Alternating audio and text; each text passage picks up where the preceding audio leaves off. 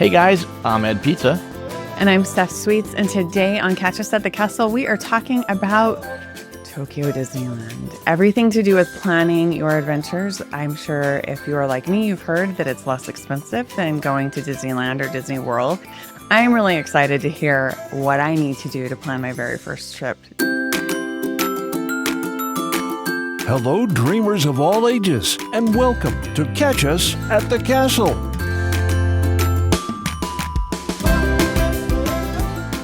So Ed is here to help us figure all of that out, and I'm so excited, Ed, to hear everything you have.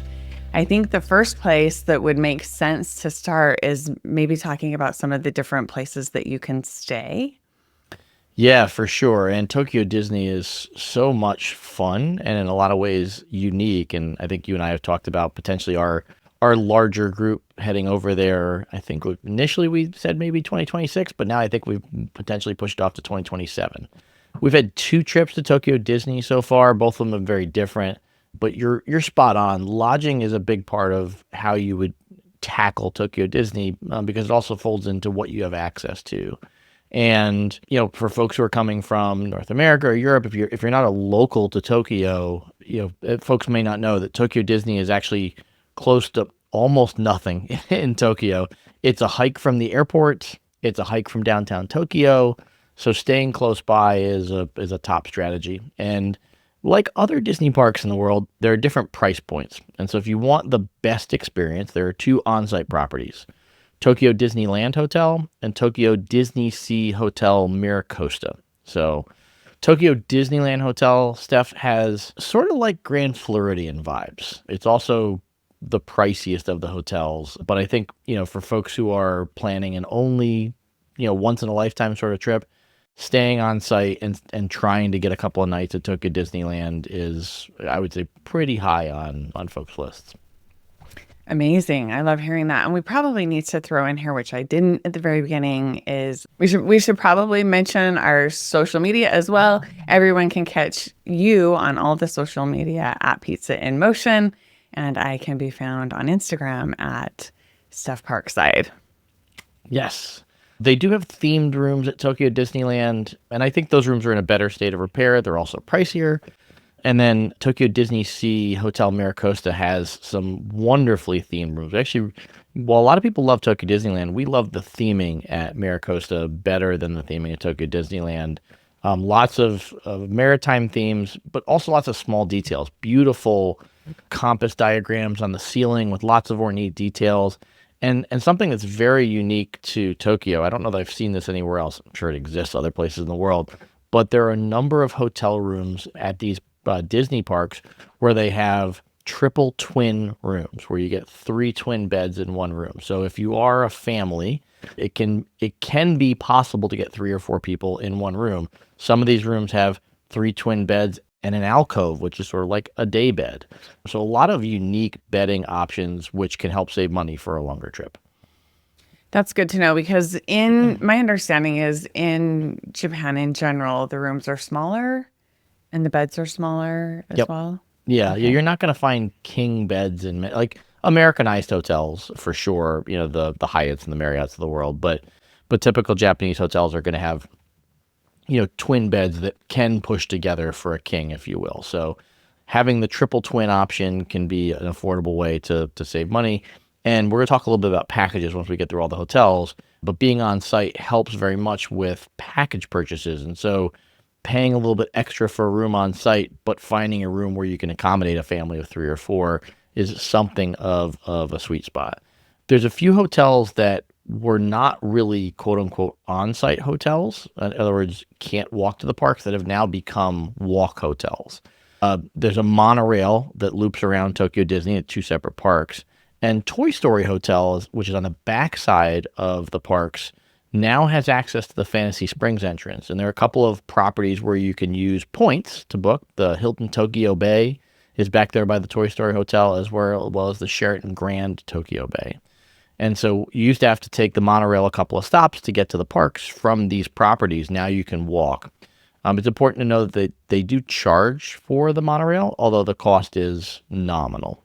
Outside of that, there are 2 other properties to consider. The Disney Ambassador is a quasi on-site hotel. It's another walk from one of the monorail stops. And then further away, the Tokyo Disney Celebration Hotel is what I would call their budget property. It's actually across the street from a Hyatt property that we stayed on points as well.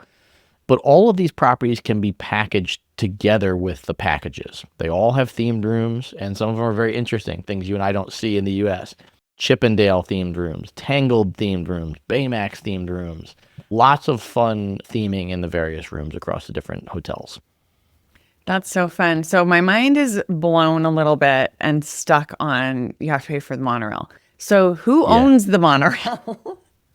Does Disney own the monorail, or is that like a city-owned thing? I think they do own the I think it's a Disney monorail because it just serves Disney, and Tokyo Bay is just so far away from anything else. It's not connected to the public transportation, though you can get to the area via public transportation for sure, but it's its own monorail that goes in a loop to the parks and the parking lots, as well as these discount hotels.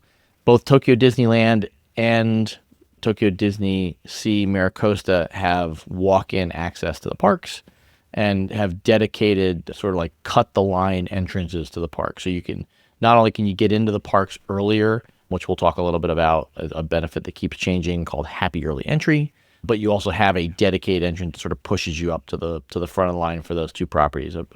A big part of why they charge more for those hotels. Okay. Good to know. Interesting. So fascinating. There's so many differences. Yes, and they have, just like all other Disney properties, they have so many different names for things, and you have to keep track of them all. At one point during the 40th anniversary, there were 2 versions of quote-unquote Fast Pass. So it can be a little bit mind-numbing to get through.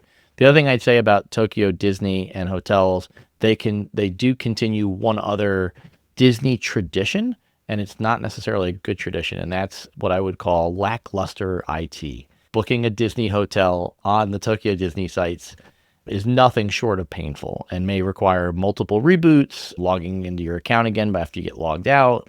It can be a process. It's also, with some of the very popular dates, the packages can sell out quickly, so it can be one of those things where you have to be online right at the moment when they drop stuff, which typically is pretty late for East Coasters. So 11 p.m. at night, if I remember correctly, was the time that we had things that were dropping.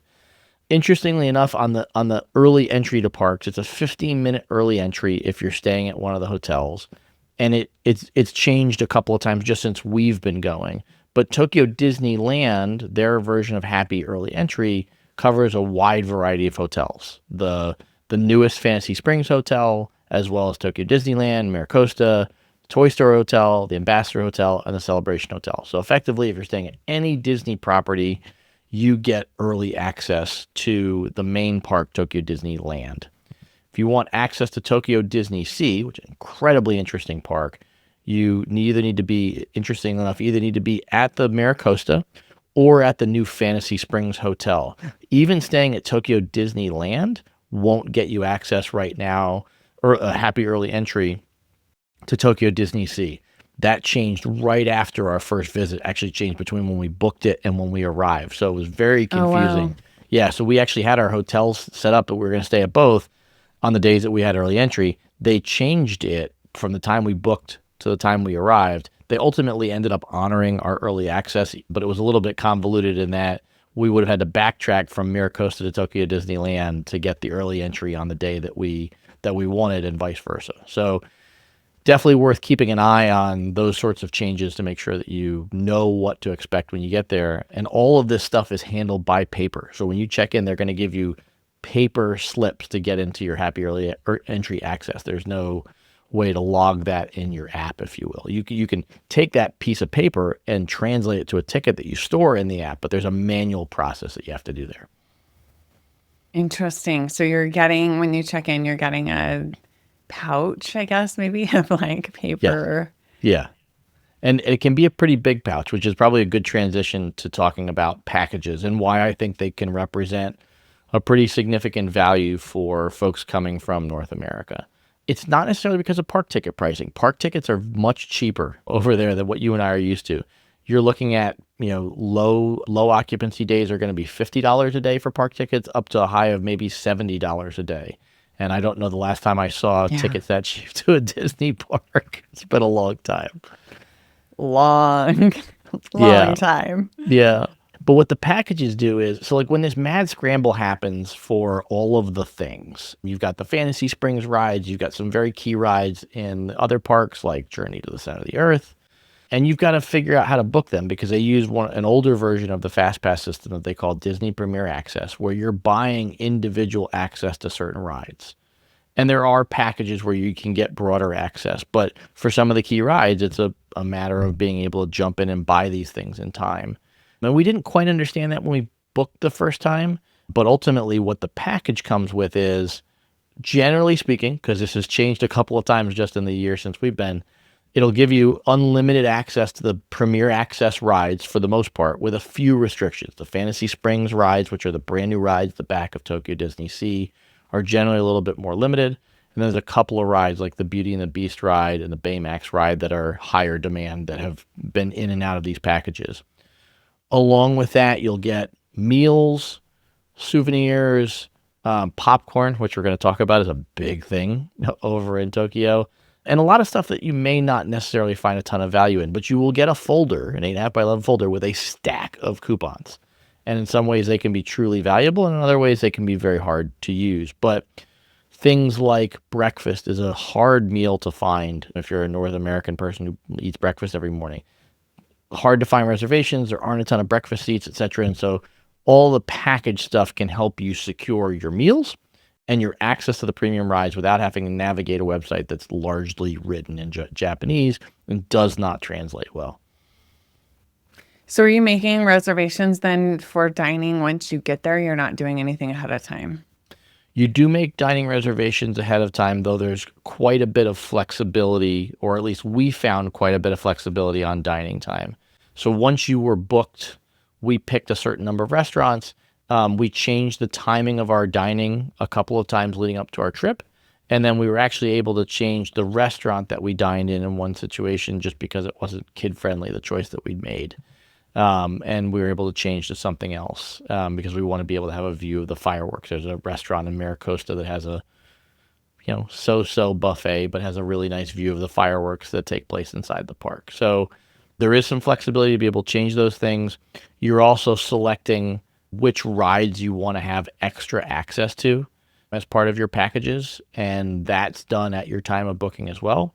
Typically speaking, we found that could be changed as well later on, though only in a limited fashion. The most popular rides, quote unquote, sell out for capacity. So things like Beauty and the Beast and stuff like that, where when we were going, the Fantasy Springs rides were still part of a different package. You either had unlimited access to those rides or you had standby line. There weren't any middle of the ground options where there are some middle of the road options now.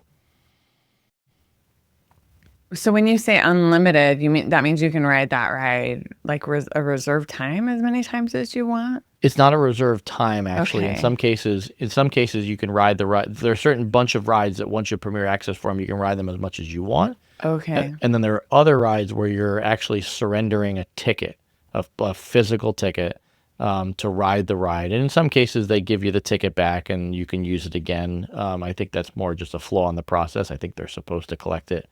But for the most part, they're sort of divided up into two categories. The less popular rides, which you can ride multiple times, and the more popular rides like Journey to the Center of the Earth, where you'll get to ride it once, and if you want to ride it a second time, then you'd be buying it through the Disney Premier Access channel. Okay, so it's like you're paying for each ride, right? Like almost like the rides are, because it's not like it's Lightning Lane. It's a combination of Lightning Lane and just being able to ride the ride. Am I understanding correctly? It's a combination of Lightning Lane, multipass, and individual Lightning Lanes, but done in a different way in terms of the number of rides, in terms of the number of rides that are available. Okay. And if you think about individual Lightning Lanes, let's use Tron as an example. If I was picking Tron as part of if I was buying Tron, that's the way I can get early access to Tron, or if I happen to squeeze in a virtual queue. Where in some instances with Tokyo Disney, if you have access to a ride through the package that you purchase, you can also buy access to that ride again, because the Disney Premier Access system is a completely separate system that you're buying a pass Okay. to. So using Journey to the Center of the Earth, we did ride that multiple times because we bought it multiple times, and we were Okay. able to do that. So that part's a little bit different in that some of the packages include some of these things, like Journey to the Center of the Earth. Indiana Jones is another popular one over there. I'm trying to remember if Baymax is a part of that package or not. Enchanted Tales of Beauty and the Beast is definitely one that's part of that package, and a really cute ride, which we're going to talk about. But ultimately, the tier that you're thinking about is you book your package, you select what rides you want as part of your package, and then after that, at the time that you're entering the parks, you're purchasing Disney Premier Access for specific rides at specific price points. Okay. That makes sense. Thank you. It makes your head spin a little bit, trust me. It does. Yes. Yeah, it's the reason why we liked the packages was because it did take a lot of guesswork out of being able to ride everything at least once. And so if this is a once in a lifetime trip, I do lean towards telling you to book a package. I think, a friend of the show and friend of my other podcast, a woman named May, who went with us, she learned after the fact that with these packages, you can customize how many meals you want included and things like that. And based on her learning about that, I also was able to learn that you can build these packages with some of the more affordable hotels. So you might have, one day at Tokyo Disneyland Hotel, and you might have the rest at Toy Story. And that's another way to save money. Now, obviously, you have to change hotels, but the staff is very good about picking your bags up and moving them to the new hotel and having them waiting for you in your room. The Japanese are incredibly service oriented, and so they do really well at that. But her testing around some of that stuff, sort of opened my eyes to ways to save on those packages. And her version that she put together had fewer dinners where you pick your own meals instead of having them built into the package. And it was definitely a more affordable price point because there are a couple of food courts nearby and some quick service restaurants and stuff like that. So she definitely found a more affordable way to build the packages. When we went, it was right at the time that Fantasy Springs was opening, and it was like this mad rush of clicking as quickly as you could to try and grab a package before they sold out on a specific day, and we didn't get a lot of time to test. Now that things aren't as popular, you'll definitely find you can customize the packages. I would strongly encourage people to customize the packages and leave some of your meals open. I think you'll save money. I think you'll find that the sit-down restaurants at Tokyo Disneyland and Tokyo DisneySea are average to below average. Oh, okay. Well, that's good to know. Yeah, I don't know that we ever had a truly incredible meal. We had some that were okay, but none that were incredible. And so like having them all built into the package made it harder for us to go save a little bit of money or just sit down and have a counter service meal or something like that. Because we felt like we had to maximize the package. Yeah, how's the counter service food? Was that your preference then, or was all of the food just not that great? No, there were some good counter service options for sure. You had to time it well, so it's sort of like, as opposed to ordering ahead of time, although there are some restaurants where you can order ahead of time, you're sometimes blocking time to get into a restaurant to place your order. And so there's some strategic thinking about when you want to do that so you can avoid lines. Those lines tend to fill up pretty quickly, and at the beginning we didn't really understand that. And so then we learned very quickly that we had to be jumping on the popular counter service restaurants we wanted for later in the day and grabbing our booking earlier in the day. There's also a mall at one of the monorail stops that has a food court that you can jump to. That's another good option that, generally speaking, you don't need to reserve ahead of time. So there are some good counter service options if you like sushi or noodles or fried rice or any of those things. The mall food court was great for all that stuff and very affordable. Okay. Perfect. Well, I love some food. You ready to talk about snacks yet? I know. Well, yeah, we got to talk about your popcorn tongs, which I think I still have a couple pairs floating around this messy office that I owe you. So yeah, let's talk about parks. Yeah, so there's no question that these parks are very unique. Now, Tokyo Disneyland, it resembles other parks, but Tokyo DisneySea is just a completely different animal, and it really reflects the amount of money that the Tokyo partnership invested in the parks. Like one of the examples I'd give is there's a steamship attraction. It's not a ride. It's a old-fashioned steamship. And instead of building like a mock steamship, it's a full steamship with multiple decks in a man-made lake, and it's massive, like 5 decks of exploration. There's a couple of restaurants folded in. So they just put in a lot of attention to detail. And when I think about, I think about how Disney really worked hard on Batu to try and make you feel like you were in a different place in Disney World and Disneyland. There are a couple places, so like on Millennium Falcon Smuggler's Run at Disney World, when you're walking in the Fast Pass queue or the Lightning Lane queue upstairs, you can kind of see Slinky Dog over the top of the mountains, and you get a little bit of like, all right, well, maybe I don't feel like I'm all the way in Batu. Journey to the Center of the Earth at Tokyo DisneySea is one of the most unique experiences I've ever had at a Disney park. And when you're in the crater where Journey to the Center of the Earth is, you don't realize you're in a Disney park. There's steam and gas escaping out of holes in the rocks, and you hear sounds like mining and cracking and all this stuff. And it's just a completely different world. Wow. It's not Disney themed in any way, shape, or form. But it's pretty darn cool.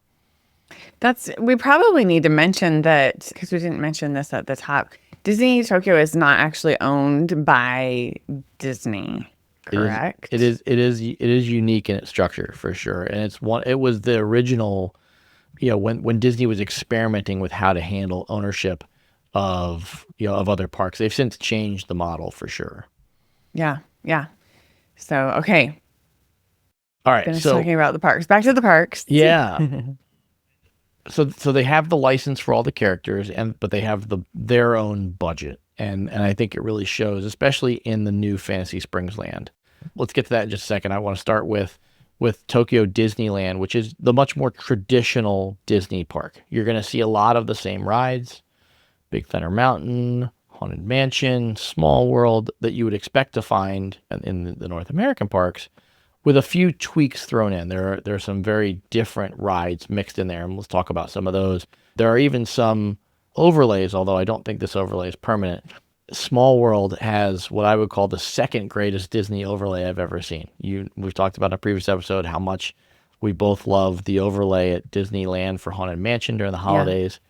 Well, the Groot overlay at Small World at Tokyo Disney is just wonderfully done. And I thought it was going to be something pretty simple where there'd be a Groot sort of hiding in a few different places. Well, the hidden Groots are very animated. They're very much a part of every land.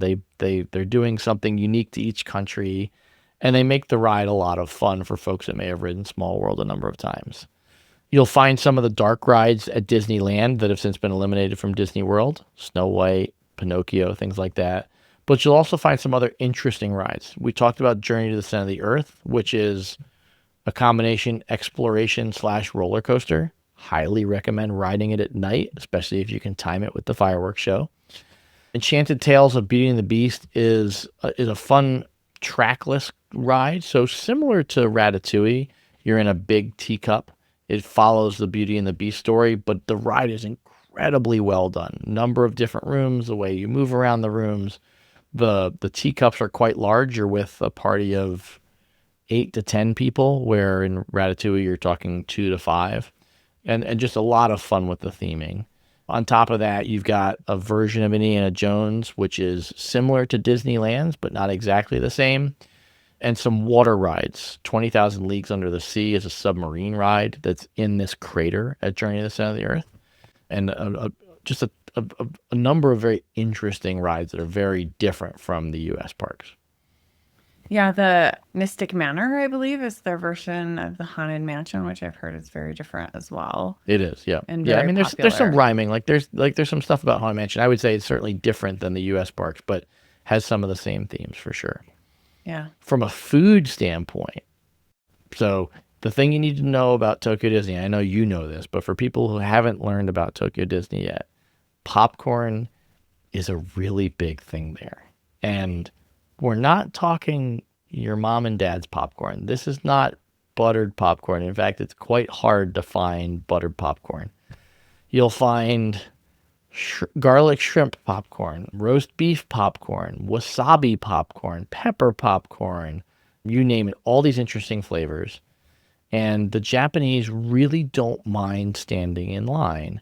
So you can sometimes find popcorn lines that are 45 minutes to an hour for a special flavor. Wow. Yeah. I can't imagine.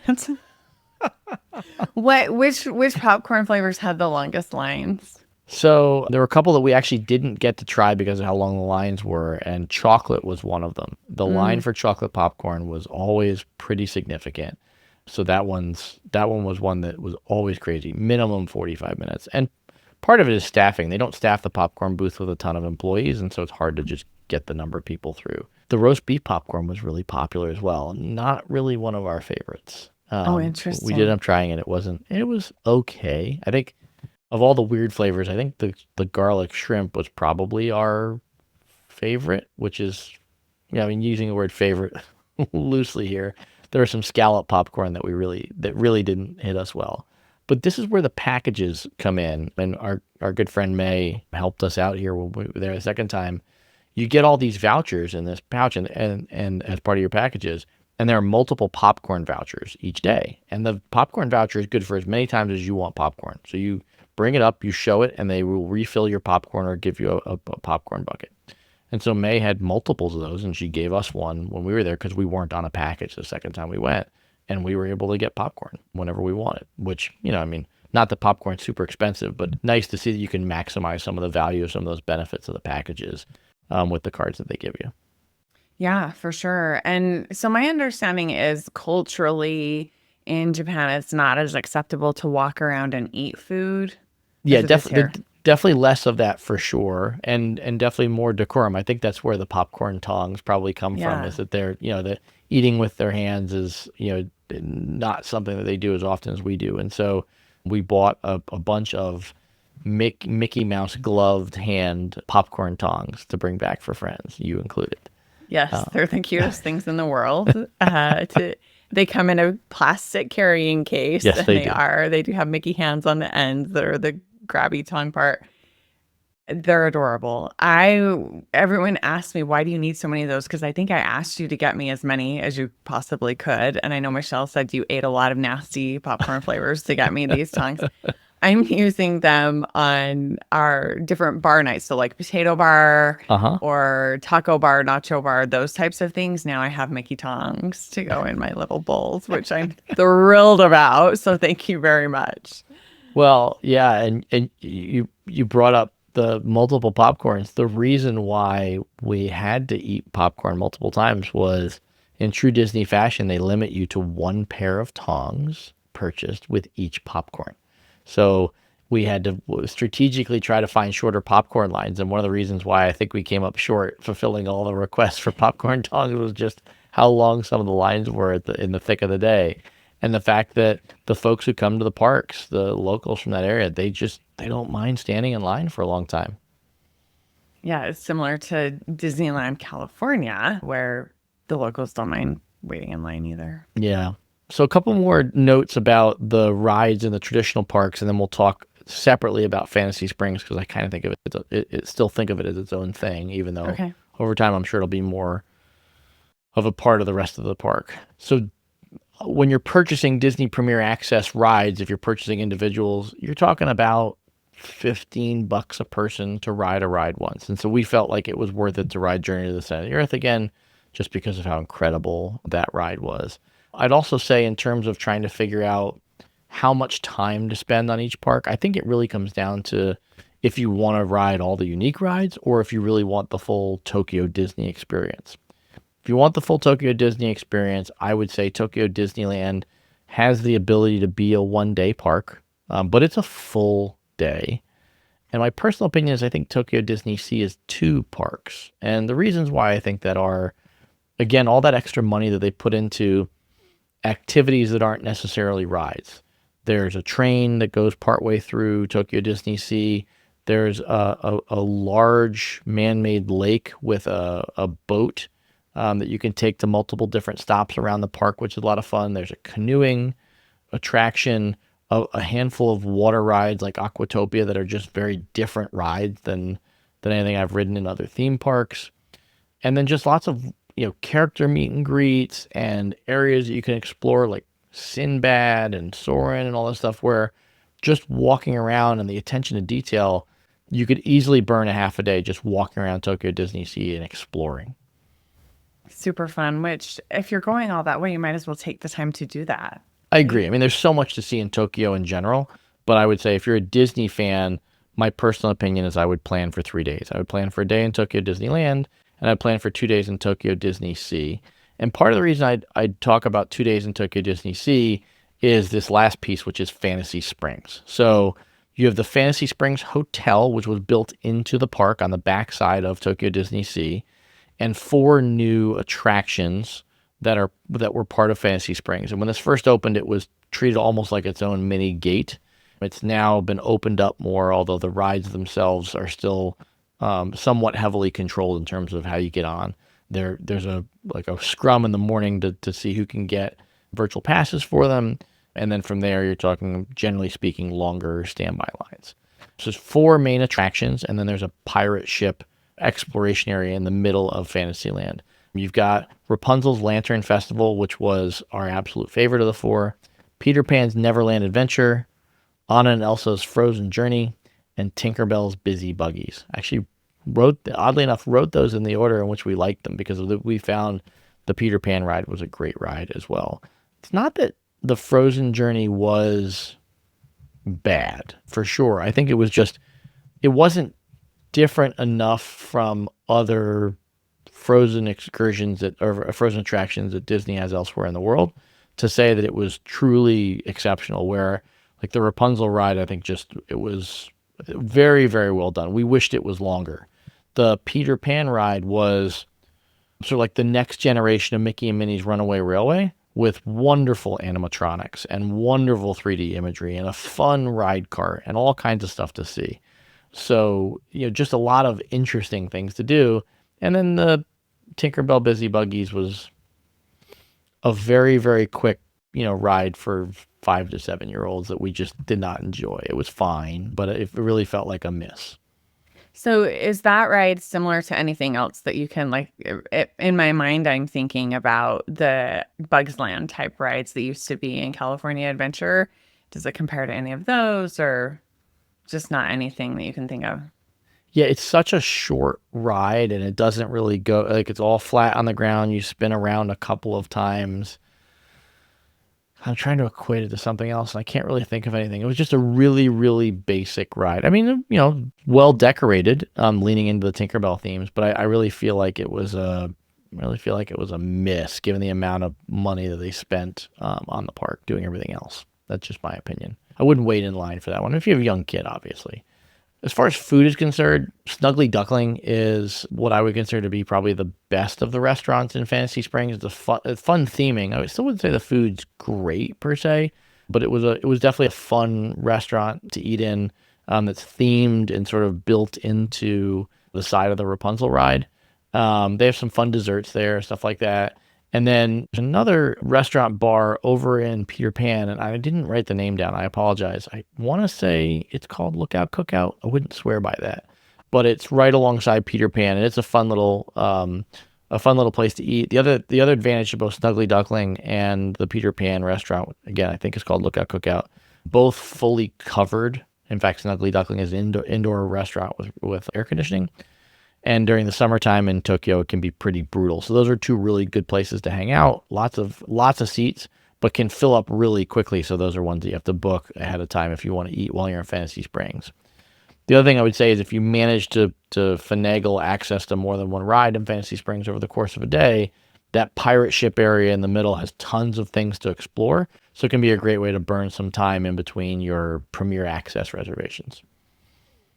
That's good to know. That makes me think of, is Disneyland, they're built on this spoke with the hub and the lands going out, same format. Okay. Yep. Yeah, and to some degree, Tokyo DisneySea is sort of the same. The center of it is more like its own land, like Journey to the Center of the Earth, and then you have the water around it, and there are spokes off of it. The Fantasy Springs piece is sort of like the add-on, if you will, because it sits back behind all of those things. So you go back behind Indiana Jones, which is the very back of the original park, to get to Fantasy Springs, and then beyond Fantasy Springs is the Fantasy Springs Hotel. We did spend 2 nights at the Fantasy Springs Hotel during our most recent trip, and came away a little bit underwhelmed. The hotel's beautiful. We had a beautiful Tangled theme room. I think the thing that surprised me is there's one restaurant and one very small lounge in the hotel. Not even really a true gift shop. There's a snack shop there where you can get snacks, and there were a handful of souvenirs. But there's really nothing else that you can do inside the hotel that's unique to the hotel unless you're willing to pay for the Chateau side.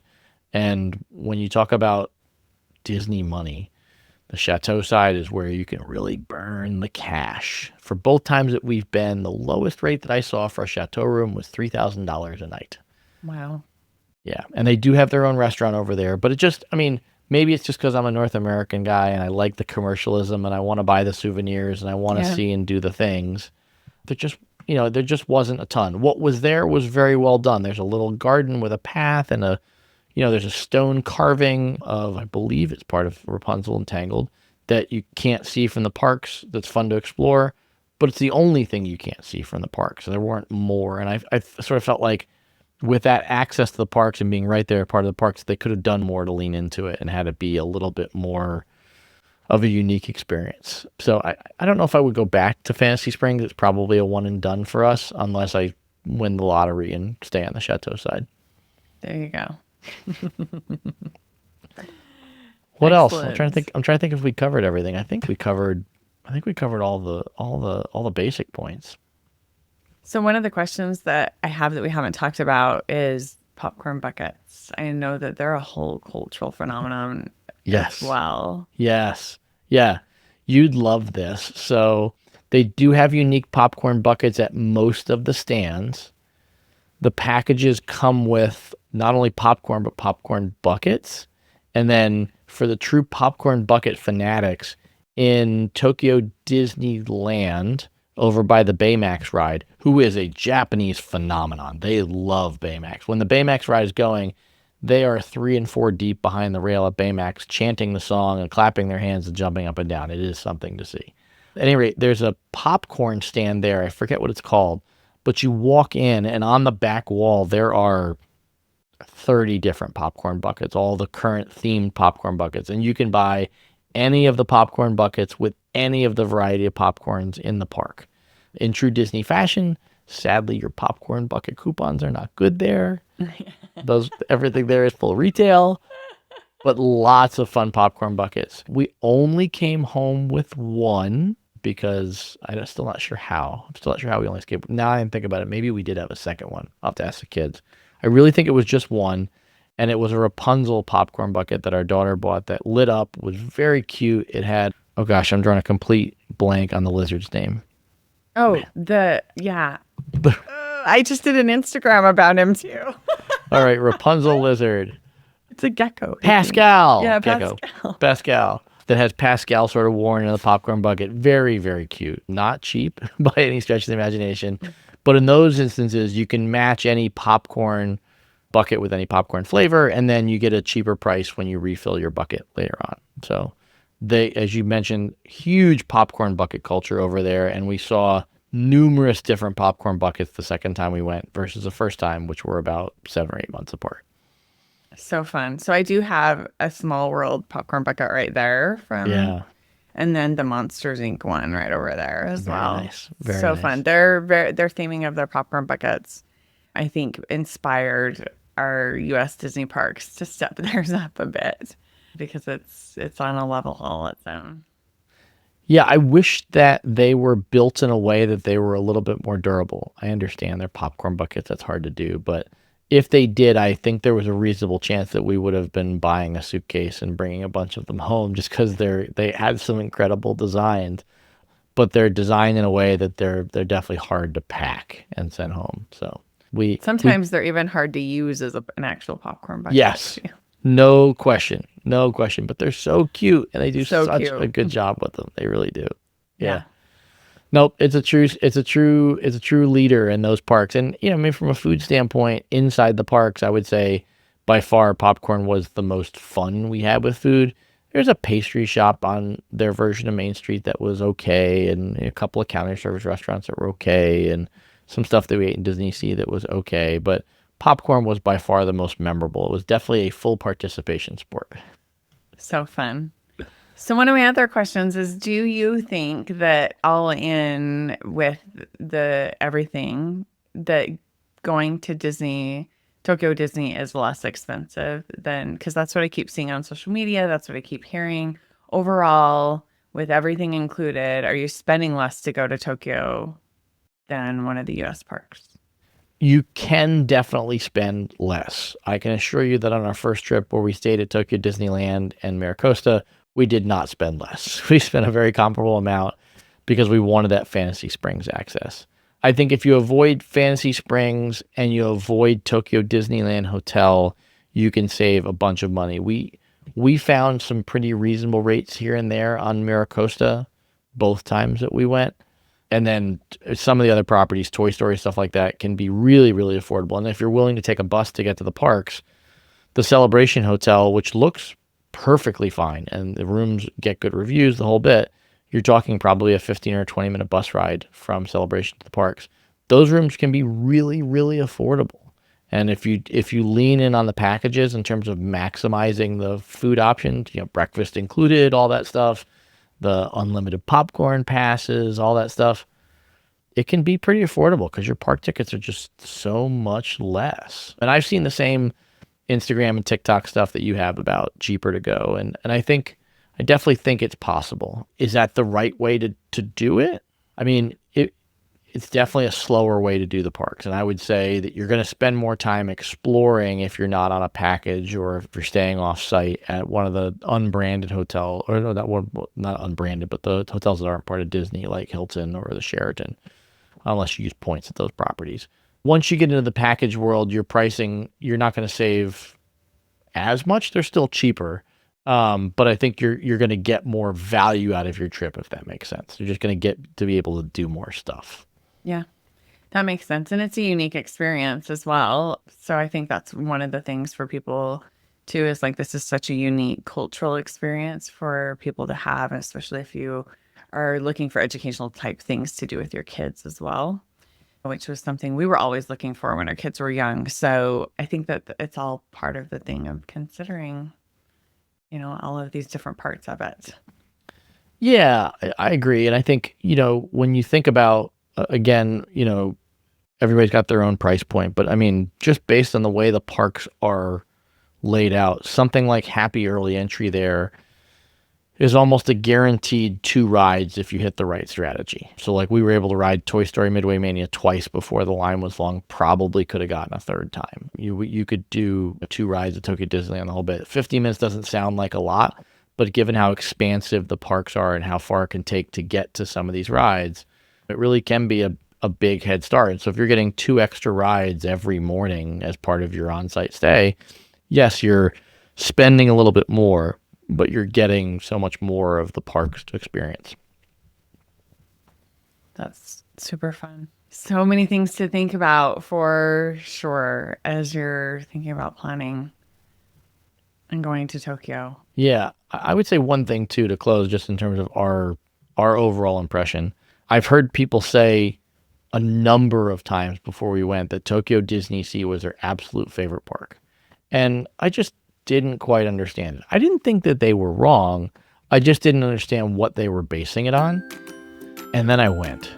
And maybe this is what we should have led the episode with, but it was such a unique experience. It's such a unique park, and the detailing and the theming and all of the things.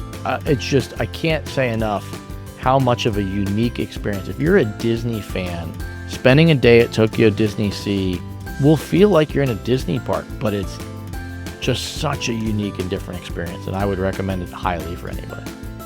That's good to know. I know anyone that's gone has raved about it and said it's their favorite park. Same thing. It looks incredible. The theming, I think, is what always catches me. It just looks like it's above and beyond. Yeah. So incredible. So I definitely am looking forward to being able to go, hopefully in the next couple of years with our big group, because that would be a lot of fun. I think it would be. I'm looking forward to being there with you and trying out some of the other hotels that we didn't get a chance to try. And maybe, just maybe, if I hit Powerball between now and then, we'll do a review of the Chateau at Fantasy Springs. There you go. Sounds good to me. All right. Well, did we leave anything on the cutting room floor, or did we get it all covered? I think we got it all covered. Great job. I'm excited.